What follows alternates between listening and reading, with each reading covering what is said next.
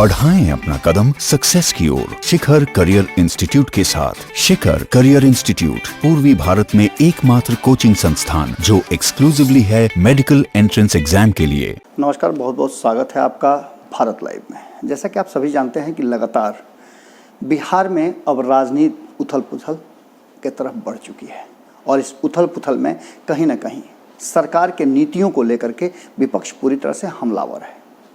इन सब में सबसे ज़्यादा अगर देखा जाए तो विपक्ष की भूमिका में पिछले कई महीनों से या फिर कहा जाए कि लोकसभा चुनाव के बाद से लगातार आरएलएसपी अपना एक अहम किरदार निभा रही है। सरकार को जब भी घेरने की ज़रूरत हो या बिहार के विकास की बात हो, बिहार के लोगों की समस्याओं को बताना हो, तो उसके लिए आरएलएसपी लगातार प्रयास कर रही है। और इस प्रयास में आरएलएसपी के जहां एक तरफ उपेंद्र कुशवाहा लगातार जमीन से लेकर के सड़क से लेकर के सदन तक, जबकि उनके किसी भी सदन में कोई प्रतिनिधित्व नहीं है, उसके बावजूद भी सरकार को मजबूर करने के लिए एक कदम भी पीछे हटने के लिए तैयार नहीं है।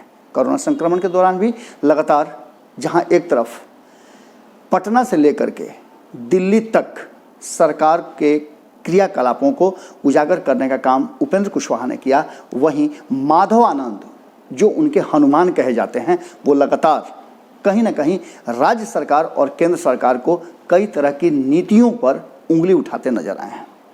क्या कमियां रह गई हैं और कैसे अब आने वाले समय में बिहार का विकास होगा, बिहार के लोगों को फायदा मिलेगा, इन सब बातों का लगातार कहीं ना कहीं वो एक चार्ट सरकार के सामने रखते आ रहे हैं, जिसको कई लोगों ने अप्रिशिएट भी किया है। कई भारत के बुद्धिजीवी हैं, कई वर्गों ने उनके इस विचार को सहर्ष स्वीकार किया है और बताया है कि यही वो तरीका है जो बिहार को आगे बढ़ा सकता है और बिहार को समस्या से बाहर निकाल सकता है। बिहार की समस्याएं आपको पता है। इसके साथ आज जैसा कि आप सब पहले से जानते हैं कि आरएलएसपी काला दिवस मना रहा है और काला दिवस क्यों मना रहा है वो भी आप जानते हैं। हम आपको बता देते हैं कि काला दिवस मनाने के पीछे बिहार सरकार की वो नीतियां हैं जिसको लेकर के एक स्टैंड पर बिहार सरकार नहीं खड़ी हो रही है। मुख्यमंत्री नीतीश कुमार ने जैसे ही, आपको याद होगा कि भारत लाइव ने जब क्वारंटाइन सेंटर में जाकर के और वहाँ की अव्यवस्था को उजागर किया था, तो किस तरह से व्यवस्था को सुदृढ़ करने के लिए पूरा जो प्रशासनिक अमला है और सरकार खलबला गई थी और दिनों दिन सारी व्यवस्थाएं सुदृढ़ कर दी गई थी। इसी तरह से बिहार के अलग अलग क्वारंटीन सेंटर से जो अव्यवस्था की बातें आ रही हैं और वहाँ हंगामा हो रहा है, उसको लेकर के मीडिया को बैन कर दिया गया है। अब इसको लेकर के कहीं ना कहीं वो दिन याद आ रहे हैं जब 70 के दशक में इंदिरा गांधी ने ब्लैक डे घोषित कर दिया था। आपको पता है कि बिल्कुल उसी तरह से मीडिया पर पाबंदी लगाना ब्लैक डे के रूप में देख रहा है आरएलएसपी। माधव आनंद ने इन सब बातों को लेकर के सरकार पर जबरदस्त हमला बोला है और बताया है कि सरकार यदि नाकाम है तो उसे स्वीकार कर लेना चाहिए। हम सब उसके साथ जब खड़े हैं तो फिर किस बात की समस्या है। विपक्ष ऐसे महामारी के समय में हर तरह से अपनी सारी बातों को, सारे विभेदों को भुला करके सरकार का साथ देने के लिए तैयार है। ऐसी स्थिति में यदि सरकार गलत कर रही है तो हमारा काम है उजागर करना और बिहार की जनता को भी हमारा साथ देना चाहिए।